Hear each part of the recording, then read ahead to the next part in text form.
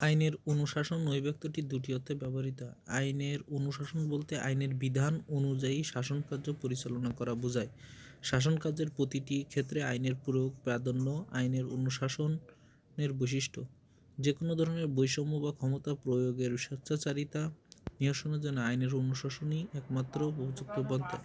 ইহা একদিকে যেমন শাসকবর্গের ক্ষমতাকে সীমাবদ্ধ করে, অন্যদিকে তেমনি নাগরিকের অধিকার সংরক্ষণ সুনিশ্চিত করে। আইনের অনুশাসন শব্দের অর্থ হচ্ছে ক্ষেত্র বিশেষ ভিন্ন হতে পারে, প্রকৃত বিভিন্ন দৃষ্টিভঙ্গির কারণে এর ভিন্ন হয়ে যায়। আইনের অনুশাসন প্রসঙ্গে আইনের অর্থ কী? আইন শব্দের অর্থ করে বোঝানো হয়েছে আইনের অনুশাসন সম্পর্কে ডাইসির মতামতের কথা বলা হয়েছে। আইনের চোখে সকলেই সমান। স্বেচ্ছাচারিতা, সরকারি স্বেচ্ছাচারী ক্ষমতা অনুপস্থিতির কথা বলা হয়েছে। সাংবিধানিক আইনের বিধানসমূহ দেশের সাধারণ আইনের ফলস্বরূপের কথা বলা হয়েছে। ডাইসির কথা বলা হয়েছে।